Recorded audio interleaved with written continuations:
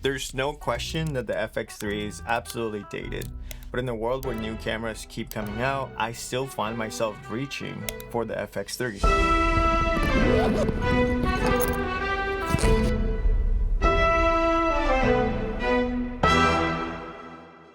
In this video, I really just want to share my honest thoughts and opinions about using the FX3 on client projects, on travel content, personal branding, and basically everything under the sun that I do with cameras. I think it's easy to be the ones that chase the spec sheets, and with all the new cameras coming out, the S1 Mark II that came out, on paper, it's absolutely awesome. Even like probably using the camera, you're probably really attracted to everything that it offers. I think there's nothing wrong with wanting an upgrade or looking to get a better version of the camera that you already love. I'm all for Sony upgrading the FX3 and giving us a new line of products to use for creatives to kind of just push boundaries, continue upgrading people, giving them the best bang for their buck in the smallest form factor, or even a slightly upgraded version for them to kind of just have options, right? I think it ultimately depends on what do you like to shoot? Do you use these things for? Is it for corporate clients? Are you a run and gun documentary filmmaker? Are you just a content creator, right? Something that made me transition back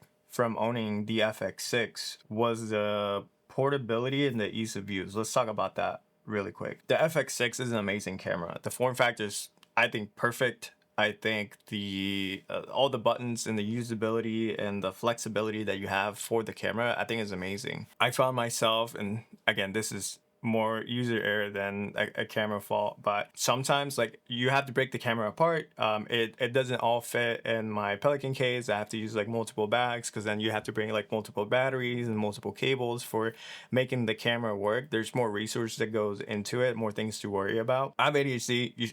If you haven't seen my video on ADHD, I'll put it right here. I'm forgetful. I forget a lot of things. I'll forget SD cards. I'll forget cables. All of these things are necessary for the FX6 to fully function. Like the top handle, if you show up to set without the top handle, and it's absolutely happened to me, you're not gonna have audio and you're not gonna be able to see what you're shooting, right? Unless you have an external monitor, you have an adapter to like screw onto the top of the camera. That's happened to me, and I've been genuinely upset at myself and at the camera for the way that it just operates that way. And again, this is a rant on me. This is nothing against the camera itself or Sony or everything. It's just the way I work and my mistakes and the room for error and the margins that I have for myself. And I'd rather show up with an FX3 that can just shoot just with the lens on and an SD card, and it has the monitor, although the monitor is not great. I can shoot, I can record. I don't need the top handle. I have my wireless mics that I can use as backup. But I'm willing to part away some of those features if it means that I can show up on set and be completely confident with the camera and the tool that I have at my disposal. And that might not necessarily be the best one in a spec sheet. With all the new cameras coming out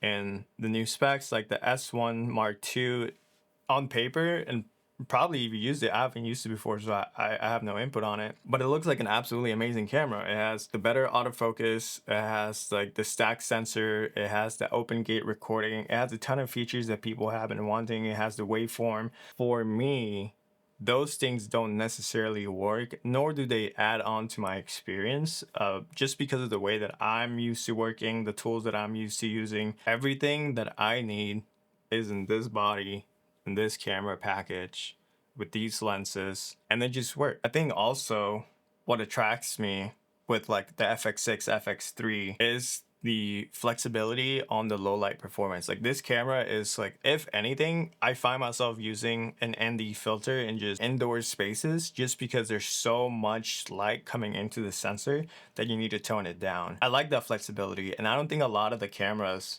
that are coming out are as flexible when it comes to low light performance like the FX3. And I might be wrong, right? I don't chase spec sheet. I'm speaking off of just like personal opinion here. Roast me in the comments if I'm absolutely wrong. But from my experience and what I understand, the FX3 is a beast. Probably one of the best performing cameras when it comes to low light performance. And that's something that I enjoy. The FX6 has that as well. They have the same dual native ISO, 12,800, which is absolutely insane, right? It's more than anyone could possibly. You're literally shooting in pitch darkness at that point. And I much rather have that in an FX3 body than an FX6. Again, just personal preference. All that to say that from my perspective, I feel like it's easier to chase the newer thing and on paper say like, yes, my camera doesn't have that, like why doesn't it have that? The S1 Mark II is cheaper than the FX3 body right now, right? But what are you going to use the camera for? Like, have you used Lumix before? Do you like it? If so, go for that, right? Are you in the Sony ecosystem? And yes, you want something that's better. You don't want to wait for like an FX3 Mark II or an FX6 Mark II to come out and you need that right now. Like, do you actually need it or do you want it, right? Do you have an A7 IV, A7S3? Maybe you have an FX3 and you're looking to upgrade. You want more out of it. What is it that you need from your camera? And if you truly need it, go and upgrade. As an FX3 is still something to consider in 2025? I believe so. I think if you have the resources, if you can find one used in your local camera market, your like local camera store, if you can find one used from a reliable source online, on eBay, on Facebook Market, maybe you have a buddy or you follow a creator that are selling their gear, I think it's still a great camera to go for. And even so, now where a lot of people seem to be upgrading or wanting to upgrade or wanting to transition from one camera system to the other, you will probably end up finding a lot of these cameras at a much more discounted rate, which will allow you to just get the tool that you've been wanting for so long. If you've been chasing for an FX3 for a long time, I've seen people chase for an FX30 and say like, that's my dream camera. And that's great because it's cheap, it's attainable, it's reliable, and you don't have to fully empty out your wallet to be able to attain the image quality that you're looking for. My clients don't care about my specs. I care about my specs, and I think the ones that I have in the FX3 do everything that I need. My clients care about quality and delivery, and this camera system allows me to give them exactly that.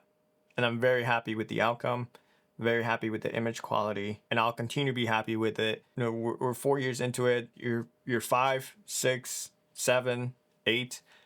I'm gonna run this camera to the ground, and then maybe I have an option to buy a new body, upgrade it. But as of now, I'm good, and I think you will be too.